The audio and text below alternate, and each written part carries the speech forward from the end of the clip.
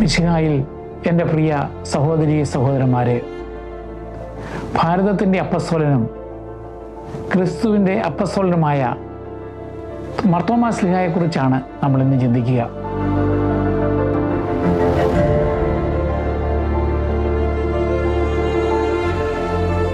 സംശയാലുവായ Thomas എന്നൊക്കെ പറഞ്ഞ് നമ്മൾ തോമാ ശ്ലീഹായെക്കുറിച്ച് പറയാറുണ്ട്. എന്നാൽ തോമാ ശ്ലീഹായുടെ ജീവിത സാക്ഷ്യം നമുക്ക് വലിയ ഒരു പാഠമാണ്. ജൂലൈ 3-ാം തീയതിയും ഈസ്റ്റർ കഴിഞ്ഞ് വരുന്ന പുതുഞായറാഴ്ചയും തോമാ ശ്ലീഹായുടെ തിരുനാൾ നമ്മൾ ആഘോഷിക്കാറുണ്ട്. തോമാ ശ്ലീഹ ജനിച്ചത് ഈശോ കൂടുതൽ പ്രവർത്തിച്ചിരുന്ന ഗലീലിയിലെ ഒരു യഹൂദ കുടുംബത്തിലാണ്. ഈശോയുടെ വളർത്തുപിതാവായ യൗസേപ്പിനെ പോലെ തോമാ ശ്ലീഹായും ഒരു ബിൽഡറായിരുന്നു എന്ന് വിശ്വസിക്കുന്നുണ്ട്. മറ്റ് അപ്പസ്തോലന്മാരെ പോലെ തന്നെ തോമാ ശ്ലീഹായും സർവ്വതും ഉപേക്ഷിച്ച് ഈശോയുടെ പിന്നാലെ നടക്കുകയുണ്ടായി. തോമാ ശ്ലീഹായുടെ ജനനം എന്നാണെന്ന് അറിയത്തില്ലെങ്കിലും അദ്ദേഹം മരിച്ചത്, അല്ലെങ്കിൽ രക്തസാക്ഷിത്വം മരിച്ചത് 72-ാം ആണ്ട് ഡിസംബർ 21-നാണ്. ഈശോയുടെ അതേ പ്രായമായിരുന്നു തോമാ ശ്ലീഹായ്ക്കും എന്നാണ് വിശ്വസിക്കുക. ഇനി തോമാ ശ്ലീഹായുടെ പേരിനെ കുറിച്ച് പറയുമ്പോൾ അദ്ദേഹത്തിൻ്റെ യഥാർത്ഥ പേര് ജൂദാസ് എന്ന് തന്നെയാണ്.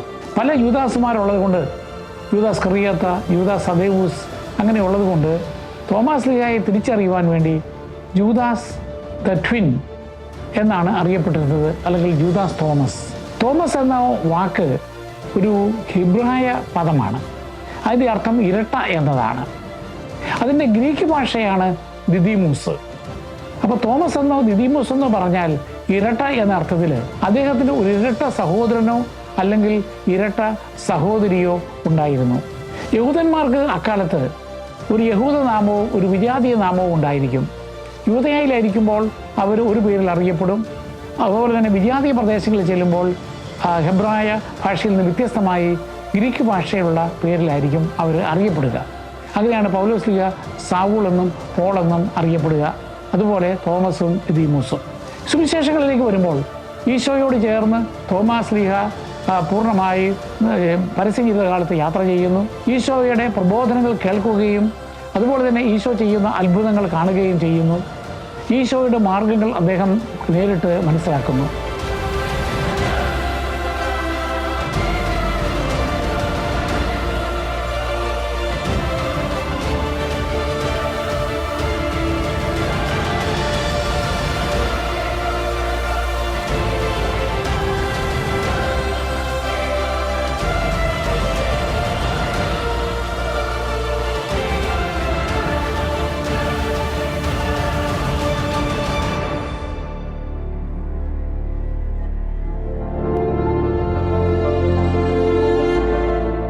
പെന്തക്കോസ്താ തിരുനാളിൽ അദ്ദേഹം പരിശുദ്ധാത്മാവിനെ സ്വീകരിക്കുന്നു. ഈശോയുടെ ഉദ്ധാനശേഷം ഗലീലിയ തടാകത്തിൻ്റെ തീരത്ത് 7 പേര് കൂടി മീൻ പിടിക്കാൻ പോയപ്പോൾ അത്ഭുതകരമായി മീൻ പിടിക്കുവാൻ ഈശോ സഹായിക്കുന്നതുമൊക്കെ തോമാ ശ്ലീഹായും ആ കൂട്ടത്തിലുണ്ട്. യോഹന്നാന്റെ സുവിശേഷത്തിൽ 3 അവസരങ്ങളിൽ തോമാ ശ്ലീഹായെക്കുറിച്ച് പ്രത്യേകമായിട്ട് പ്രതിപാദിക്കുന്നുണ്ട്. ഒന്ന്, ലാസർ രോഗിയായിരിക്കുന്നുവെന്ന് അദ്ദേഹത്തിൻ്റെ കുടുംബാംഗങ്ങളെ, സഹോദരിമാർ ഈശോയെ അറിയിക്കുമ്പോൾ ഈശോ അല്പം വൈകുന്നു. അതിനുശേഷം ഈശോ വെളിപ്പെടുത്തുന്നു അവൻ മരിച്ചു, അല്ലെങ്കിൽ അവൻ ഉറങ്ങുകയാണ്. അവിടേക്ക് ജെറുസലേമിലേക്ക് പോകുവാൻ ഈശോ തയ്യാറാകുമ്പോൾ അപ്പസ്തോലന്മാർക്കെല്ലാം ഭയമായി. കാരണം ഈശോയെ കല്ലെറിഞ്ഞു കൊല്ലുവാൻ യഹൂദന്മാർ നോക്കിയിരിക്കുന്ന സമയമാണ്. അതുകൊണ്ട് അവിടെ പോയാൽ തങ്ങളും മരിക്കും എന്നുള്ള ഭയത്തിൽ മടിച്ചു നിൽക്കുമ്പോൾ തോമാ ശ്ലീഹായാണ് മരിക്കുവാൻ നമുക്കും അവനോടുകൂടി പോകാം എന്ന് പറഞ്ഞ് ഈ അപ്പസ്തോലന്മാർക്ക് ധൈര്യം കൊടുത്തുകൊണ്ട് ഈശോയോടൊത്ത് മരിക്കുവാൻ പോലും തയ്യാറാകുന്ന തോമാ ശ്ലീഹ. യോഹന്നാന്റെ സുവിശേഷം 11-ാം അധ്യായം 16-ാമത്തെ വാക്യത്തിൽ നമുക്ക് അത് കാണുവാൻ സാധിക്കും. ഇനി മറ്റൊന്ന് തോമാ ശ്ലീഹായുടെ ആകാംക്ഷയാണ്. അതായത് അന്ത്യ അത്താഴ വേളയിൽ ഈശോ പറഞ്ഞു, ഞാൻ പോവുകയാണ്, ഞാൻ പോകുന്ന വഴി നിങ്ങൾക്കറിയാം എന്ന് യോഹന്നാന്റെ സുവിശേഷം 14-ാം അധ്യായം 4-ാം വാക്യത്തിൽ പറയുമ്പോൾ, നീ എവിടേക്ക് പോകുന്നത് ഞങ്ങൾക്ക് അറിഞ്ഞുകൂടാ, പിന്നെ വഴി ഞങ്ങൾ എങ്ങനെ അറിയും എന്ന് തോമാ ശ്ലീഹായാണ് ശിഷ്യന്മാർക്ക് വേണ്ടി ചോദിക്കുന്നത്.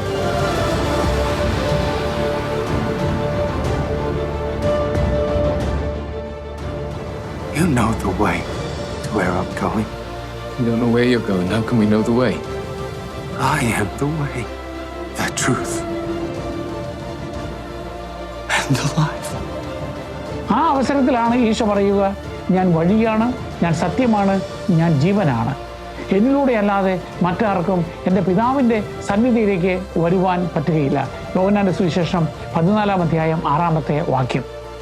അങ്ങനെ ഈശോയുടെ മാർഗം, ഈശോയാണ് മാർഗം എന്ന് വെളിപ്പെടുത്തുവാൻ തോമാസ് ലീഹായാണ് കാരണമായത്. അതുകൊണ്ട് തന്നെ ആ മാർഗത്തിന് തോമാസ് ലീഹ പ്രാധാന്യം കൊടുത്തു.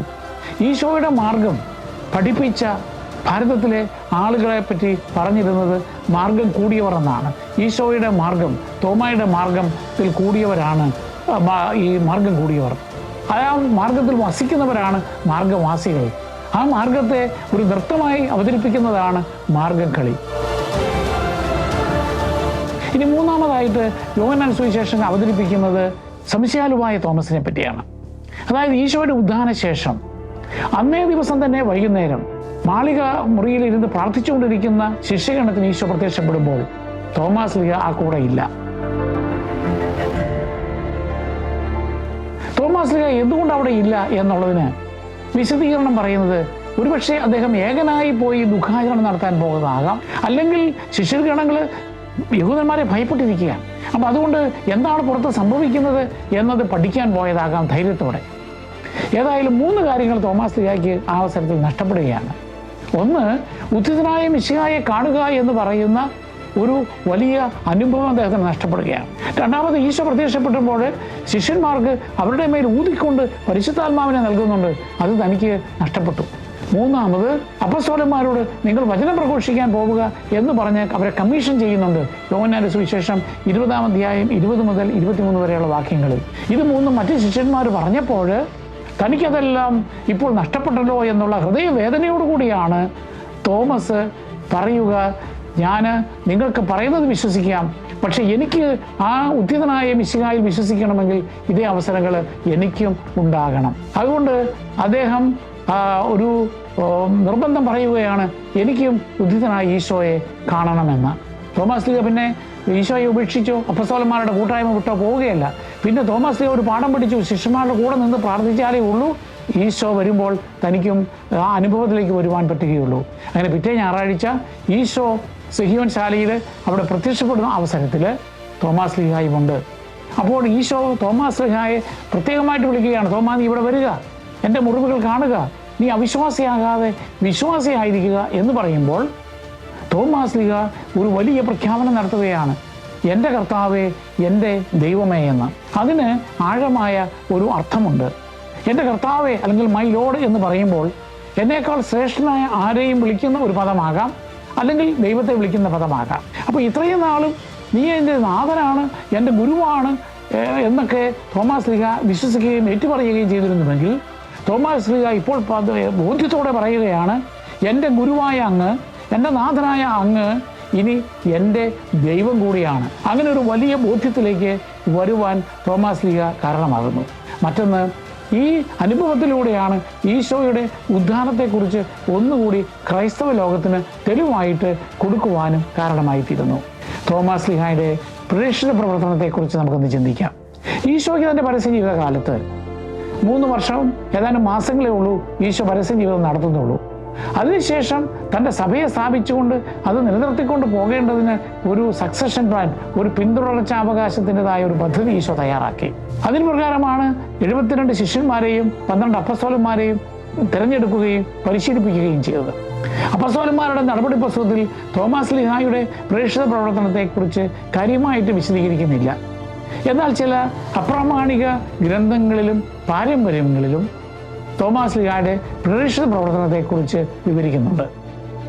അതിന് പ്രകാരം തോമാസ് ലീഹ ബാബിലോണിയയിലും പേർഷ്യയിലും, അതായത് ആധുനിക ഇറാഖിലും ഇറാനിലും വചനം പ്രഘോഷിച്ചിരുന്നുവെന്നും അതിന് ഒരു കാരണം യഹൂദന്മാർ പല കോളനികളായിട്ട് അവിടങ്ങളിൽ ഉണ്ടായിരുന്നുവെന്നുമാണ്. കാരണം യഹൂദന്മാരോട് മതത്തിൻ്റെ പിന്തുടർച്ചയാണ് ക്രൈസ്തവ മതമെന്നും ബൈബിളിൽ പറയുന്ന പഴയ നിയമത്തിലെ പല കാര്യങ്ങളും ഈശോയിൽ പൂർത്തീകരിച്ചുവെന്നും ബോധ്യപ്പെടുത്തി കൊടുക്കുവാൻ എളുപ്പമായിരുന്നു. ഇനി ചില പാരമ്പര്യങ്ങളിൽ ക്രിസ്തുവർഷം 52-ാം ആണ്ടിൽ മിഡിൽ ഈസ്റ്റിൽ നിന്ന് കപ്പൽ മാർഗം മലബാർ തീരങ്ങളിലേക്ക് കച്ചവടക്കാരുടെ കപ്പലിൽ തോമാസ് ലീഹ വന്ന് സുവിശേഷം പ്രസംഗിച്ചുവെന്ന് പറയുന്നുണ്ട്. അവിടെ തോമാസ് ലീഹായെ ആളുകൾ സ്വാഗതം ചെയ്തു. പ്രത്യേകിച്ച് ചില യഹൂദ കോളനികൾ, ചെറിയ കോളനികൾ മലബാർ തീരങ്ങളിലും അക്കാലത്ത് ഉണ്ടായിരുന്നു. 7 പള്ളികളാണ് തോമാസ് ലീഹ സ്ഥാപിച്ചതായിട്ട് പറയുക. ഒന്ന് മാലിങ്കര അല്ലെങ്കിൽ കൊടുങ്ങല്ലൂർ, അവിടെയാണ് ഭാരതത്തിലെ ആദ്യത്തെ ക്രൈസ്തവ സമൂഹം ഉണ്ടായത്. രണ്ടാമത്തേത് പാലയൂരാണ്, തൃശ്ശൂരിനടുത്ത്. അവിടെ ഒരു കഥ പറയുന്നുണ്ട്. അതായത് അവിടെയുള്ള അമ്പലക്കുളത്തിൽ ഏതാനും ബ്രാഹ്മിൻസ് അല്ലെങ്കിൽ ഹിന്ദു പുരോഹിതന്മാർ പ്രാർത്ഥിക്കുകയാണ്. ആ അമ്പലക്കുളത്തിൽ നിന്ന് വെള്ളമെടുത്ത് അവർ മുകളിലേക്ക് എറിയുന്നു. അങ്ങനെ ദേവന് സമർപ്പിക്കുന്ന ആ വെള്ളം തിരികെ താഴേക്ക് വരികയാണ്. അപ്പോൾ തോമസ് ലീഹ അത് നിരീക്ഷിച്ചിട്ട് പറയുകയാണ്, നിങ്ങളുടെ ദൈവം നിങ്ങൾ സമർപ്പിക്കുന്ന ജലം സ്വീകരിക്കുന്നില്ലല്ലോ, എന്നാൽ ഞാൻ ജലം എൻ്റെ ദൈവത്തിന് അയക്കുമ്പോൾ അത് അവിടെ നിൽക്കും എന്ന് പറഞ്ഞ് തോമസ് ലീഹ അത്ഭുതം പ്രവർത്തിച്ചുകൊണ്ട് ആ കുളത്തിൽ നിന്ന് വെള്ളമെടുത്ത് മുകളിലേക്ക് തളിക്കുമ്പോൾ ആ വെള്ളം മുകളിൽ നിൽക്കുകയാണ്. അപ്പോൾ യഥാർത്ഥ ദൈവം തോമസ് ലീഹായുടേതാണെന്ന് ബോധ്യപ്പെട്ട ബ്രാഹ്മിൻസ് അവർ മാനസാന്തരപ്പെടുകയും തോമസ് ലീഹായിൽ നിന്ന് മാമോദീസ സ്വീകരിക്കുകയും ചെയ്യുന്നു. മൂന്നാമത്തെ സ്ഥലം കോക്കമംഗലം, ആലപ്പുഴ അടുത്താണ്. അവിടെയുള്ള ആളുകളെ, പ്രത്യേകിച്ച് മുക്കുവന്മാരെയും തോമസ് ലീഹ മാനസാന്തരപ്പെടുത്തുന്നു. നാലാമത്തേത് തിരുവല്ലയ്ക്കടുത്തുള്ള നിരണം. അഞ്ചാമത്തേത് നിലയ്ക്കൽ അല്ലെങ്കിൽ ചായൽ. അവിടെയാണ് ശബരിമലയുടെ ആ മലമ്പ്രദേശങ്ങളാണ്, ഉയർന്ന പ്രദേശങ്ങളാണ്. ആറാമത്തേത് കോട്ടക്കാവ്, അതായത് നോർത്ത് പറവൂരിനടുത്തുള്ള സ്ഥലമാണ്. ഏഴാമത്തേത് കൊല്ലം. ഇനി അതുകൂടാതെ ഒരു അരപ്പള്ളിയെ പറ്റി പറയുന്നുണ്ട്. ഈ അരപ്പള്ളി എന്ന് പറയുന്നത് ഒന്നെങ്കിൽ ഒരു ചെറിയ ക്രൈസ്തവ സമൂഹമാകാം, അല്ലെങ്കിൽ ഒരു ചെറിയ ദേവാലയമാകാം. അത് ഇപ്പോഴത്തെ തമിഴ്നാട്ടിലുള്ള കന്യാകുമാരി ഡിസ്ട്രിക്റ്റിലെ തിരുവിതാംകൂട് എന്ന് പറയുന്ന സ്ഥലത്താണ്. അവിടുത്തെ പ്രാദേശിക രാജാവ് കൊടുത്ത സ്ഥലത്ത് തോമസ് ലീഹ ഒരു ചെറിയ പള്ളി സ്ഥാപിച്ചുവെന്ന് വിശ്വസിക്കപ്പെടുന്നു. തോമസ് ലീഹ പല കുടുംബങ്ങളെയും മാനസാന്തരപ്പെടുത്തിയതായി പറയുന്നുണ്ട്. ഉദാഹരണമായിട്ട് പകലാമറ്റം, ശങ്കരപുരി, കല്ലി, കാളിയങ്കൽ, നെടുമ്പള്ളി, പനയ്ക്കമറ്റം, കുന്നപ്പള്ളി, വാഴപ്പള്ളി, പയ്യപ്പള്ളി, മാളിയേക്കൽ, പട്ടമുക്ക്, തയ്യിൽ, ഇങ്ങനെ പല കുടുംബങ്ങളും തോമസ് ലീഹായിൽ നിന്ന് മാമോദിസ സ്വീകരിച്ചവരാണ് എന്ന് അവകാശപ്പെടുന്നുണ്ട്. ചില പൗരസ്ത്യ പാരമ്പര്യമനുസരിച്ച് തോമസ് ലീഹ ചൈനയിൽ ക്രിസ്തുവർഷം 64 ആണ്ടിലും ജപ്പാനിൽ 70 ആണ്ടിലും സുവിശേഷം പ്രസംഗിച്ചതായിട്ട് പറയുന്നുണ്ട്. 3-ാം നൂറ്റാണ്ടിൽ എഴുതപ്പെട്ട ഒരു സുറിയാനി ഗ്രന്ഥമാണ് തോമസ് ലീഹായുടെ നടപടി പുസ്തകം. അതിൽ പ്രകാരം കർത്താവിൻ്റെ സ്വർഗാരോഹണത്തിന് ശേഷം, പെന്തക്കോസ്താ തിരുനാളിന് ശേഷം ലോകത്തിൻ്റെ വിവിധ ഭാഗങ്ങളിൽ പ്രേക്ഷിത പ്രവർത്തനത്തിൽ പോകുവാൻ വേണ്ടി അപ്പസ്തോലന്മാർ നറുക്കിട്ട് തീരുമാനിക്കുകയാണ് ആര് എവിടെ പോകണമെന്ന്. അപ്പോൾ തോമസ് ലീഹായ്ക്ക് നറുക്ക് വീണത് ഭാരതത്തിലേക്ക് പോകുവാനാണ്. എന്നാൽ അവിടെ പോകാൻ തോമസ് ലീഹ മടിക്കുകയാണ്. അപ്പോൾ ഈശോ ഒരു ദർശനത്തിലൂടെ പ്രത്യക്ഷപ്പെട്ട് അദ്ദേഹത്തിന് തൻ്റെ പിന്തുണ നൽകിക്കൊണ്ട് തോമസ് ലീഹായെ ധൈര്യപ്പെടുത്തുന്നു. ഏതാണ്ട് ഇതേ സമയം ഇൻഡോ പാർത്തിയൻ രാജാവായിരുന്ന ഗണ്ടഫോറസ് അദ്ദേഹത്തിൻ്റെ ഒരു പ്രതിനിധിയായ അബ്ബാനസിനെ ജെറൂസലമിലേക്ക് അയക്കുകയാണ്. ഈ ഗണ്ടഫോറസ് രാജാവിന് ഇന്ത്യയിലൊരു കൊട്ടാരം നിർമ്മിക്കണം. അതിന് പറ്റിയ ഒരു ആർക്കിടെക്റ്റിനെ തരപ്പിയാണ് അദ്ദേഹം പോവുക. അങ്ങനെ അബ്ബാനസ് ജെറൂസലമിൽ വരുമ്പോൾ ഈശോ അബ്ബാനസിന് പ്രത്യക്ഷപ്പെടുന്നു. അബ്ബാനസിന് ഈശോ ആരാണെന്നൊന്നും അറിയത്തില്ല. പക്ഷേ ഈശോ പറയുകയാണ്, നീ ഒരു ആർക്കിടെക്റ്റിനെ അന്വേഷിക്കുകയാണല്ലേ, എങ്കിൽ എൻ്റെ ഒരു ശിഷ്യൻ അതിന് പറ്റിയതുണ്ട് എന്ന് പറഞ്ഞ് ഇവരെ നിൽക്കുന്ന തോമസ് ലീഹായെ കാണിച്ചു കൊടുക്കുന്നു. അങ്ങനെ അബ്ബാനസ് തോമസ് ലീഹായോട് ഒന്ന് സംസാരിക്കുമ്പോൾ ഈശോയുടെ ഹിതം എന്താണെന്ന് മനസ്സിലാക്കിക്കൊണ്ട് തോമസ് ലീഹ അബ്ബാനസിൻ്റെ കൂടെ ഭാരതത്തിലേക്ക് പോകുന്നു. അന്നത്തെ ഭാരതം എന്ന് പറയുന്നത് ഇന്നത്തെ അഫ്ഗാനിസ്ഥാൻ, ബലൂചിസ്ഥാൻ, പഞ്ചാബ്, സിന്ധ് തുടങ്ങിയ ദേശങ്ങളാണ്. അവിടെ ക്രിസ്തുവർഷം 20 മുതൽ 46 വരെ വർഷങ്ങളിൽ രാജാവായിരുന്നത് ഗൊണ്ടഫോറസ് രാജാവാണ്. അങ്ങനെ തോമസ് ലീഹ അബ്ബാനസിൻ്റെ കൂടെ ഗൊണ്ടഫോറസ് രാജാവിൻ്റെ സന്നിധിയിൽ ചെല്ലുമ്പോൾ ഗൊണ്ടഫോറസ് രാജാവ് ധാരാളം ധനം നൽകിയിട്ട് പറയുകയാണ്, എനിക്ക് മനോഹരമായ കൊട്ടാരം നിർമ്മിക്കണം. തോമസ് ലീഹയാകട്ടെ ആ ധനം ഉപയോഗിച്ച് പാവപ്പെട്ട ആളുകളെ സഹായിച്ചുകൊണ്ടും സുവിശേഷം പ്രഘോഷിക്കുകയാണ്, ആളുകളെ മാനസാന്തരപ്പെടുത്തുകയാണ്.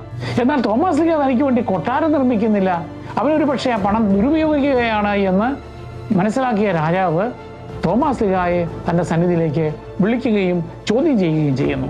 അപ്പോൾ തോമസ് ലീഹ പറഞ്ഞു, അല്ലയോ രാജാവേ, ഞാൻ അങ്ങേക്ക് വേണ്ടി ഒരു കൊട്ടാരം നിർമ്മിക്കുന്നുണ്ട്, പക്ഷെ അത് ഈ ഭൂമിയിലല്ല, സ്വർഗത്തിലാണ്. അങ്ങ് മരിച്ചു കഴിയുമ്പോൾ അങ്ങ് ആ കൊട്ടാരത്തിൽ താമസിക്കുവാൻ സാധിക്കും. പക്ഷേ രാജാവിന് വിശ്വാസമില്ലാത്തതുകൊണ്ട് തന്നെ വഞ്ചിച്ചു എന്ന് വിചാരിച്ചുകൊണ്ട് തോമാസ് ലീഹായെ അദ്ദേഹം കാരാഗ്രഹത്തിൽ അടയ്ക്കുന്നു. തോമാസ് ലീഹ കാരാഗ്രഹത്തിലായിരിക്കുമ്പോൾ ഈ രാജാവിൻ്റെ പ്രിയപ്പെട്ട ഒരു സഹോദരൻ ഗാദ് മരിക്കുന്നു. അതിൽ ദുഃഖിതനായ രാജാവ് അത്ഭുത പ്രവർത്തകനായ തോമായെ തടവറയിൽ നിന്ന് വിളിച്ചുകൊണ്ട് വന്നിട്ട് തൻ്റെ സഹോദരൻ്റെ ഡെഡ് ബോഡിയിൽ അടുത്ത് നിന്ന് പ്രാർത്ഥിക്കാൻ പറയുന്നു. അങ്ങനെ തോമാസ് ലീഹ പ്രാർത്ഥിക്കുമ്പോൾ ഗാദ് ജീവിതത്തിലേക്ക് തിരിച്ചു വരികയാണ്. അപ്പോൾ ഗാദ് ഒരു സാക്ഷ്യം പറയുകയാണ്, ഞാനിങ്ങനെ ജീവനില്ലാതെ കിടന്ന അവസരത്തിൽ ഞാൻ മനോഹരമായ ഒരു കൊട്ടാരം കണ്ടു. അത് ഈ തോമാസ് ലീഹ അങ്ങേക്ക് വേണ്ടി സ്വർഗത്തിൽ നിർമ്മിക്കുന്ന കൊട്ടാരമാണ്. അപ്പോൾ ഗൊണ്ടഫോറസ് രാജാവിന് തോമാസ് ലീഹ പറഞ്ഞ വാക്കിൽ വിശ്വാസം വന്നു. അദ്ദേഹം ഉടനെ തോമാസ് ലീഹയുടെ മുമ്പിൽ സാഷ്ടാംഗം വീണിട്ട് ക്ഷമായാചന നടത്തി തൻ്റെ തെറ്റിന്. അതിനുശേഷം രാജാവും മറ്റനവധി ആളുകളും മാനസാന്തരപ്പെട്ടുവെന്നും ക്രൈസ്തവമതം സ്വീകരിച്ചുവെന്നുമാണ് ഐതിഹ്യം. തോമാസ് ലീഹയുടെ പേരിൽ അറിയപ്പെടുന്ന തോമാസ് ലീഹയുടെ സുവിശേഷം, തോമാസ് ലീഹയുടെ നടപടി, തോമാസ് ലീഹയുടെ ഇൻഫൻസി ഗോസ്പൽ, ഇങ്ങനെയുള്ള പല പുസ്തകങ്ങളും ഉണ്ട്. പക്ഷേ അതൊന്നും തോമാസ് ലീഹ എഴുതിയതായിട്ടോ അല്ലെങ്കിൽ കാനോനിക ഗ്രന്ഥങ്ങളായിട്ടോ സഭ അംഗീകരിക്കുന്നില്ല.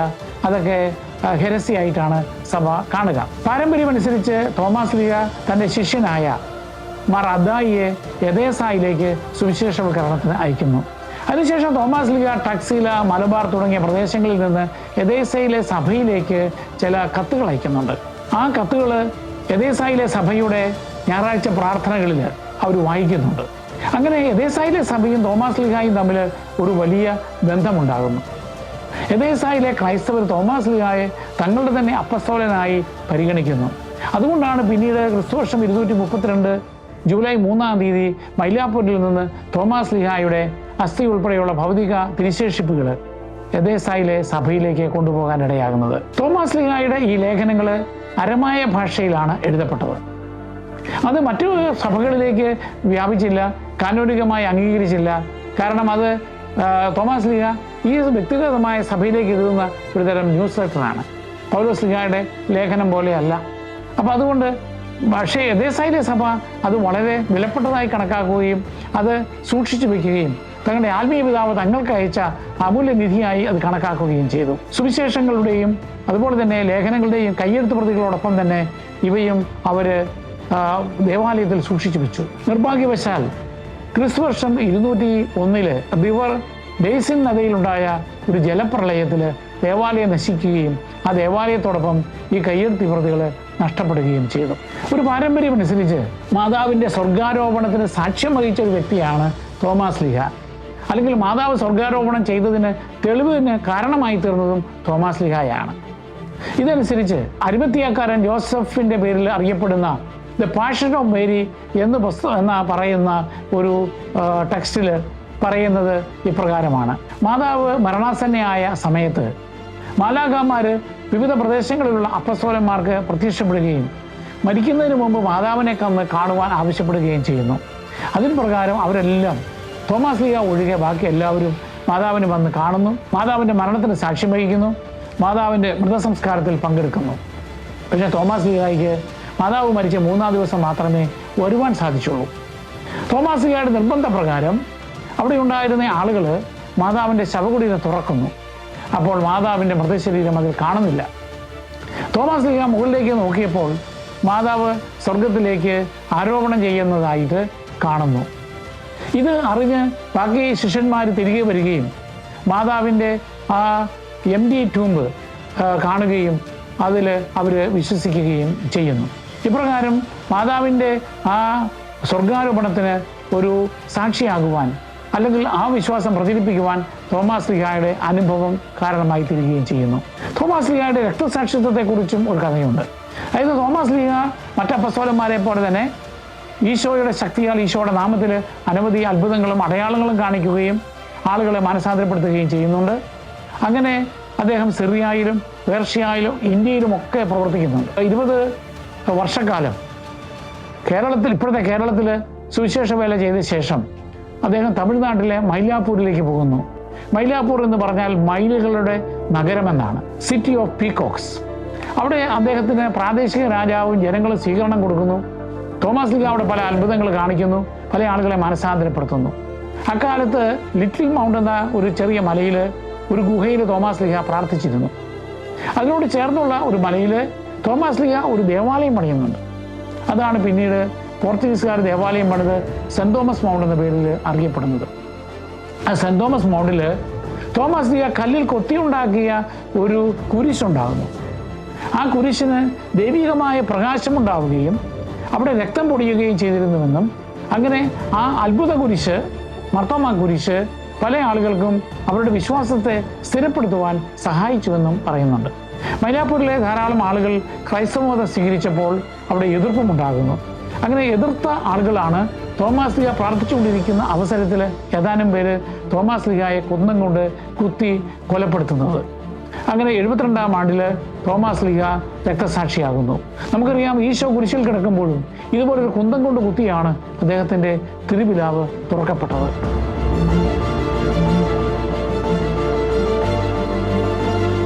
അതുപോലെ തോമാസ് ലീഹായും കുന്തത്താൽ കുത്തപ്പെട്ട് രക്തസാക്ഷിയായി മാറുകയാണ്. അങ്ങനെ തോമാസ് ലീഹായുടെ ഭൗതിക ശരീരം അദ്ദേഹത്തിൻ്റെ ശിഷ്യന്മാർ ദുഃഖാചരണം നടത്തിയ ശേഷം അവിടെ സംസ്കരിക്കുകയും അതൊരു തീർത്ഥാടന കേന്ദ്രമായി മാറുകയും ചെയ്യുന്നു. അപ്പോസ്തലന്മാരുടെ നടപടി പുസ്തകത്തിൽ തോമാസ് ലീഹ പറയുന്നത്, തോമാസ് ലീഹായുടെ പ്രസംഗവും അത്ഭുത പ്രവൃത്തികളും വഴിയായിട്ട് അവിടെ മൈലാപ്പൂരിലെ രാജാവിൻ്റെ ഭാര്യ അല്ലെങ്കിൽ രാജ്ഞിയും മകനും മാനസാന്തരപ്പെടുന്നു. അതിൽ കോപാകുലനായ രാജാവ് തോമാസ് ലീഹായെ വിളിച്ചു വരുത്തി 72-ാം ആണ്ടിൽ അദ്ദേഹത്തോട് വിഗ്രഹാരാധന നടത്തുവാൻ പറയുന്നു. അതിൽ സന്നദ്ധനാകാതെ തോമാസ് ലീഹ ആ വിഗ്രഹത്തെ സമീപിക്കുമ്പോൾ ആ വിഗ്രഹം ഉടഞ്ഞ് പല കഷണങ്ങളായി ചിതറി വീഴുകയാണ്. അതിൽ കോപാകുലനായ രാജാവ് അന്നത്തെ ഹൈന്ദവ പ്രധാന പുരോഹിതനോട് തോമാസ് ലീഹായെ വധിക്കുവാൻ ആവശ്യപ്പെടുന്നു. അങ്ങനെ 4 പടയാളികൾ ചേർന്ന് തോമാസ് ലീഹായെ ഒരു മലമുകളിൽ വെച്ച് കുന്തം കൊണ്ട് കുത്തി കൊല്ലുന്നു. തോമാസ് ലീഹായുടെ അവസാനത്തെ പ്രാർത്ഥന താൻ മാനസാന്തരപ്പെടുത്തിയ ആളുകൾക്ക് വേണ്ടിയും ലോകത്തിനു വേണ്ടിയുമായിരുന്നു. സ്വർഗം തുറക്കപ്പെടുകയും ഈശോ തോമാസ് ലീഹായുടെ ആത്മാവിനെ സ്വീകരിക്കുകയും ചെയ്തു. പിന്നീട് രാജാവ് പശ്ചാത്തപിക്കുകയും ക്രൈസ്തവർക്ക് തോമാസ് ലീഹായുടെ ഭൗതിക ശരീരം ഒരു രാജകീയമായ ശവകുടീരത്തിൽ അടക്കം ചെയ്യുവാനായിട്ട് അനുവദിക്കുകയും ചെയ്യുന്നു. തോമാസ് ലീഹായുടെ ഭൗതിക ശരീരം മൈലാപ്പൂരിൽ നിന്നും എദേസായിലേക്ക് കൊണ്ടുപോകുന്നതിനെ പറ്റി പറയുന്നത് ഇപ്രകാരമാണ്. കുഷാൻ ചക്രവർത്തിയായിരുന്ന വാസുദേവൻ 1-ാമൻ രാജാവിൻ്റെ കാലത്ത് കാബിൻ എന്ന് പറയുന്ന ഒരു വ്യവസായി കപ്പൽ മാർഗം തോമാസ് ലീഹായുടെ ഭൗതിക ശരീരം മൈലാപ്പൂരിൽ നിന്നും എദേസായിലെ സഭയിലേക്ക് ക്രിസ്തുവർഷം 232-ാം ആണ്ട് ജൂലൈ 3-ാം തീയതി കൊണ്ടുപോകുന്നു. ഈ ഭൗതിക ശരീരം, ഭൗതിക അവശിഷ്ടങ്ങൾ, ധാരാളം അത്ഭുതങ്ങൾ ഇന്ത്യയിലും എദേസായിലും പ്രവർത്തിക്കുന്നുണ്ട്. ആ കാലഘട്ടത്തിലാണ് തോമാസ് ലീഹായുടെ നടപടി പുസ്തകം എന്നുള്ള പുസ്തകം എഴുതപ്പെടുന്നത്. പിന്നീട് എദേസായിലെ സഭയിൽ നിന്നും തോമാസ് ലീഹായുടെ തിരുശേഷിപ്പുകൾ ലോകത്തിൻ്റെ പല ഭാഗങ്ങളിലേക്കും കൊണ്ടുപോകുന്നുണ്ട്. 19-ാം നൂറ്റാണ്ടിലെ റോമൻ കലണ്ടർ അനുസരിച്ച് തോമാസ് ലീഹ രക്തസാക്ഷിയായത് ഡിസംബർ 21-ാം തീയതിയാണ്. അതുകൊണ്ട് സഭ ഡിസംബർ 21-ാം തീയതി ആയിരുന്നു തോമാസ് ലീഹായുടെ രക്തസാക്ഷിത്വ തിരുനാൾ ആഘോഷിച്ചിരുന്നത്. എന്നാൽ പിന്നീട് 1939 തോമാസ് ലീഹായുടെ തിരുനാൾ ജൂലൈ 3 മാറ്റി. കാരണം വിശുദ്ധ ജെറോം എഴുതിയ മാർട്ടിയോളജി എന്ന് പറയുന്ന പുസ്തകത്തിൽ തോമാസ് ലീഹായുടെ മരണം ജൂലൈ 3 എന്നാണ് രേഖപ്പെടുത്തുക. മറ്റൊരു കാരണം തോമാസ് ലീഹായുടെ ഭൗതിക ശരീരം കൊണ്ടുപോയ ദിവസവും ഈ ജൂലൈ 3-ാം തീയതി ആയതുകൊണ്ട്, പ്രത്യേകിച്ച് ആഗമന കാലത്തിൽ ആ 25 നോയമ്പിന് തടസ്സം വരാതിരിക്കാൻ വേണ്ടി കൂടിയാണ് ജൂലൈ 3 ഈ തിരുനാൾ മാറ്റുവാനിടയായത്. ഈ തിരുനാളിന് അതുകൊണ്ട് രക്തസാക്ഷിത്വ ദിനമല്ല, അനുസ്മരണ ദിനം എന്ന അർത്ഥത്തിൽ ദുഃഖറാന എന്ന പേരിലാണ് അറിയപ്പെടുക. പരമ്പരാഗതമായ റോമൻ കത്തോലിക്കരും അതുപോലെ തന്നെ ചില പ്രൊട്ടസ്റ്റന്റ് സഭകളും തോമാസ് ലീഹായുടെ തിരുനാൾ ആഘോഷിക്കുന്നത് ഇപ്പോഴും ഡിസംബർ 21-നാണ്. പൗരസ്ത്യ ഓർത്തഡോക്സ് സഭകളും ബൈസന്റൈൻ കത്തോലിക്ക സഭയും തോമാസ് ലീഹായുടെ തിരുനാൾ ഒക്ടോബർ 6-ാം തീയതി ആചരിക്കുന്നു. അതുപോലെ തന്നെ സഭ ഉയർപ്പ് തിരുനാൾ കഴിഞ്ഞു വരുന്ന പുതു ഞായറാഴ്ച തോമാസ് ലീഹായുടെ തിരുനാൾ ആഘോഷിക്കുന്നുണ്ട്. കാരണം ഈശോയെ എൻ്റെ കർത്താവേ, എൻ്റെ ദൈവമേ എന്ന് വിശ്വാസം ഏറ്റു പറഞ്ഞുകൊണ്ട് തോമാസ് ലീഹായ്ക്കുണ്ടായ ദർശനത്തെയാണ് ആ തിരുനാളുകൾ അനുസ്മരിക്കുക. മലങ്കര ഓർത്തഡോക്സ് സഭ 3 തിരുനാളുകൾ തോമാസ് ലീഹായുടേതായിട്ട് ആഘോഷിക്കുന്നുണ്ട്. ജൂലൈ 3-ാം തീയതി എഥേസയിലെ സഭയിലേക്ക് തിരുശേഷിപ്പുകൾ കൊണ്ടുപോയതിൻ്റെ ഓർമ്മ. ഡിസംബർ 18-ാം തീയതി തോമാസ് ലീഹായെ കുന്തംകൂട്ട് കുത്തിയതിൻ്റെ ഓർമ്മ. ഡിസംബർ 21-ാം തീയതി തോമാസ് ലീഹ രക്തസാക്ഷിത്വം മരിച്ച ദിവസത്തിൻ്റെ ഓർമ്മ. തോമാസ് ലീഹായെ മധ്യസ്ഥനായിട്ട് അന്ധരായ ആളുകൾ, സംശയാലുക്കളായ വിശ്വാസികൾ, അതുപോലെ തന്നെ കെട്ടിട നിർമ്മാതാക്കൾ, അതുമായിട്ട് ബന്ധപ്പെട്ട പ്രവർത്തകർ, അതുപോലെ തന്നെ സർവേ നടത്തുന്നവർ, ദൈവശാസ്ത്രജ്ഞന്മാർ, പിന്നീട് ചില രാജ്യങ്ങൾ Italy, India, Indonesia, Pakistan, Sri Lanka തുടങ്ങിയ രാജ്യങ്ങളിലെ ഒക്കെ മധ്യസ്ഥനായിട്ട് ആചരിക്കാറുണ്ട്. പരമ്പരാഗതമായ ഐക്കണോഗ്രഫി അനുസരിച്ച് തോമാസ് ലീഹ ഈശോയുടെ തിരുവിലാവിൽ സ്പർശിക്കുവാൻ ശ്രമിക്കുന്ന ഒരു ചെറുപ്പക്കാരനായിട്ട് അവതരിപ്പിക്കാറുണ്ട്. തോമാസ് ലീഹയുടെ മറ്റു ചില ഐക്കണുകളിലും ചില പ്രതിമകളിലും തോമാസ് ലീഹ വിശുദ്ധ ഗ്രന്ഥത്തിൻ്റെ ചുരുൾ പിടിച്ചിരിക്കുന്നതോ അല്ലെങ്കിൽ പണിക്കാരുടെ കാർപ്പൻറ്റേഴ്സിൻ്റെ ടൂൾസ് പിടിക്കുന്നത്, അല്ലെങ്കിൽ ഒരു കുന്തം കൊണ്ട് പിടിച്ചിരിക്കുന്നത്, ഇതൊക്കെ അദ്ദേഹത്തിൻ്റെ പ്രഭാഷണങ്ങൾ, അദ്ദേഹത്തിൻ്റെ പ്രൊഫഷൻ, അദ്ദേഹത്തിൻ്റെ രക്തസാക്ഷിത്വം മുതലായവയെ സൂചിപ്പിക്കുന്നതിനായിട്ട് ചിത്രീകരിക്കാറുണ്ട്.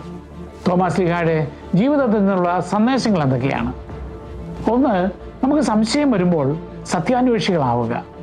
എന്നാൽ അത് നമ്മുടെ വിശ്വാസത്തെ വർദ്ധിപ്പിക്കുവാനും ബോധ്യത്തിൽ ഉറച്ചു നിൽക്കുവാനും നമ്മളെ സഹായിക്കണം. രണ്ടാമത്, ഈശോ തോമാസ് ലീഹായോട് കാണിക്കുന്ന സമീപനമാണ്. താൻ ഇത്ര നാൾ കൂടെ കൊണ്ടു നടന്ന തോമ അവിശ്വാസിയായി മാറി, അല്ലെങ്കിൽ എന്തുകൊണ്ട് നീ കൂട്ടായ്മ വിട്ടുപോയി എന്ന് പറഞ്ഞ് ഈശോ തോമാസ് ലീഹായെ കുറ്റപ്പെടുത്തുകയല്ല. തോമാസ് ലീഹ ഉള്ളപ്പോൾ ഈശോ വീണ്ടും പ്രത്യക്ഷപ്പെട്ട് തോമാസ് ലീഹായ്ക്ക് മുൻപ് നഷ്ടപ്പെട്ടത് എല്ലാം വീണ്ടും കൊടുക്കുകയാണ്. വ്യക്തിപരമായിട്ട് അവന് തൻ്റെ തിരുവിലാവിൽ സ്പർശിക്കുവാനുള്ള, തൻ്റെ വിശ്വാസം പ്രകടിപ്പിക്കുവാനുള്ള അവസരം കൂടി കൊടുക്കുകയാണ്.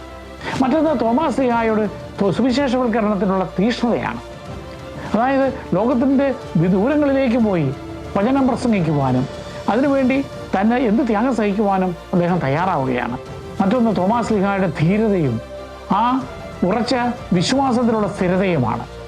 പല പ്രതിബന്ധങ്ങളിലും തോമാസ് ലീഹ കർത്താവിൻ്റെ പരസ്യജീവിത കാലത്ത് പോലും ഈശോ ജെറൂസലമിലേക്ക് പോകുമ്പോൾ ശിഷ്യന്മാർ മടിക്കുമ്പോൾ പറയുന്നുണ്ടല്ലോ, അവരോടുകൂടി മരിക്കാൻ നമുക്കും പോകാമെന്ന്. പിന്നീട് തോമാസ് ലീഹ രക്തസാക്ഷിയായി സുവിശേഷത്തിനു വേണ്ടി രക്തസാക്ഷിയായി ആകുന്നതായി നമ്മൾ കാണുന്നു. തോമാസ് ലീഹ കാരണമാണ് ഈശോയാണ് പിതാവിലേക്കുള്ള വഴിയെന്ന് ലോകത്തിന് വെളിപ്പെടുത്തുന്നു. ആ വഴി നമുക്ക് വേണ്ടി തോമാസ് ലീഹ കാണിച്ചു തരുന്നു. ആ ഈശോയാകുന്ന വഴിയിലൂടെ ചരിക്കുവാൻ തോമാസ് ലീഹ കാണിച്ച മാർഗം നമുക്കും പ്രയോജനപ്പെടുത്താം. തോമാസ് ലീഹയിൽ നിന്ന് മനസ്സിലാക്കേണ്ട മറ്റൊരു കാര്യം, കർത്താവിൻ്റെ ഉദ്ധാന ദിവസം തോമാസ് ലീഹ അപ്പസ്തോലന്മാരുടെ കൂട്ടായ്മയിൽ നിന്ന് എന്ത് കാരണത്താലായാലും വിട്ടുനിന്നപ്പോൾ അദ്ദേഹത്തിന് പലതും നഷ്ടപ്പെടുവാനിടയായി. ചില ആളുകൾ പറയും, ഞായറാഴ്ച പള്ളിയിൽ പോയില്ലെങ്കിലും എനിക്ക് വീട്ടിലിരുന്ന് പ്രാർത്ഥിക്കാം. അല്ല, സാധിക്കുമെങ്കിൽ നമ്മൾ പള്ളിയിൽ പോയി നമ്മളുടെ വിശ്വാസ കൂട്ടായ്മയിൽ പ്രാർത്ഥിക്കുമ്പോഴാണ് ദൈവത്തിൻ്റെ സാന്നിധ്യം നമുക്കുണ്ടാകുന്നത്. പരിശുദ്ധ കുർബാനയെ നമ്മുടെ ജീവിതത്തിലേക്ക് സ്വീകരിക്കുവാനായിട്ട് നമുക്ക് സാധിക്കുക. അതുകൊണ്ട് ക്രൈസ്തവ കൂട്ടായ്മയുടെ പ്രാധാന്യം തോമാസ് ലീഹായുടെ അനുഭവത്തിലൂടെ നമ്മൾ വ്യക്തമാക്കുന്നുണ്ട്. മറ്റൊരു പാരമ്പര്യമനുസരിച്ച് പരിശുദ്ധ കന്യകാമറിയത്തിൻ്റെ സ്വർഗാരോപണത്തിന് സാക്ഷിയാകുവാനും അത് മറ്റുള്ളവർക്ക് അതൊരു വിശ്വാസത്തിലേക്ക് കൊണ്ടുവരുവാനും തോമാസ് ലീഹായെ നമ്മളെ സഹായിക്കുന്നുണ്ട്. അതുപോലെ തന്നെ ആ പരിശുദ്ധ അമ്മയോടൊപ്പം സ്വർഗത്തിലേക്ക് പോകുവാനുള്ള മാധ്യസ്ഥം നമുക്ക് തേടാം. അത് നമുക്ക് മാതാവിൻ്റെ സ്വർഗാരോപണത്തിൽ നമുക്ക് വിശ്വസിക്കുകയും ചെയ്യാം. മറ്റൊന്ന്, അപ്പസ്തോലന്മാരുടെ തോമാസ് ലീഹായുടെ നടപടി പുസ്തകത്തിൽ കൊണ്ടഫോറസ് രാജാവിനെ തൻ്റെ ജീവിതം പോലും അപകടപ്പെടുത്തിക്കൊണ്ട് തോമാസ് ലീഹ പഠിപ്പിക്കുന്നൊരു കാര്യമാണ്, ഭൗതികമായ സമ്പത്ത് കൊണ്ട് സ്വർഗത്തിലാണ് നമുക്ക് വസതികൾ നിർമ്മിക്കേണ്ടത്. അതുപോലെ തന്നെ ഈശോ പറഞ്ഞു, ഞാൻ നിങ്ങൾക്ക് വേണ്ടി വസതി ഒരുക്കുവാൻ പോകുന്നു. അതുകൊണ്ട് ഭൗതികമായ സമ്പത്ത് കൊണ്ട് ഭൗതികമായ കൊട്ടാരങ്ങളല്ല നമ്മൾ നിർമ്മിക്കേണ്ടത്, മറിച്ച് അത് പാവങ്ങളുമായി പങ്കുവെച്ചുകൊണ്ട് സത്പ്രവൃത്തികളിലൂടെ സ്വർഗത്തിലേക്ക് നമുക്ക് മനോഹരമായ വസതികൾ ഒരുക്കാൻ നമുക്ക് ശ്രമിക്കാം. നമുക്കൊരു പ്രാർത്ഥനയോടെ അവസാനിപ്പിക്കാം. സ്നേഹനിധിയായ ഈശോയെ, സംശയാലുവായിരുന്ന തോമാസ് ലീഹായ്ക്ക് അങ്ങ് പ്രത്യക്ഷപ്പെട്ട് വിശ്വാസത്തിൽ സ്ഥിരപ്പെടുവാനും എൻ്റെ കർത്താവെ, എൻ്റെ ദൈവമേ എന്ന് ഏറ്റുപറഞ്ഞുകൊണ്ട് ആ വിശ്വാസം ഏറ്റുപറയുവാനും അങ്ങ് അവസരം നൽകിയല്ലോ. ഞങ്ങളുടെ വിശ്വാസ യാത്രയിൽ ഞങ്ങൾക്ക് പ്രതിബന്ധങ്ങൾ ഉണ്ടാകുമ്പോൾ അങ്ങ് ഞങ്ങൾക്ക് ശക്തി പകരണമേ. ഞങ്ങളുടെ വിശ്വാസത്തെ സ്ഥിരപ്പെടുത്തുവാനും ഞങ്ങളുടെ തുറവയുള്ള ഹൃദയം ഒരു മനസ്സും ഞങ്ങൾക്ക് നൽകണമേ.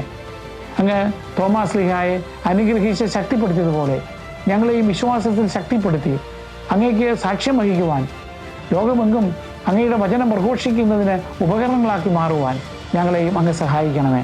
തോമാസ് ലീഹായോട് ചേർന്ന് എൻ്റെ കർത്താവെ, അങ്ങയുടെ ദൈവമാകുന്നു എന്ന് പറയുവാൻ ഞങ്ങളെ സഹായിക്കണമേ. തോമാസ് ലീഹായെ ഞങ്ങൾക്ക് വേണ്ടി അപേക്ഷിക്കണമേ. ആമേൻ.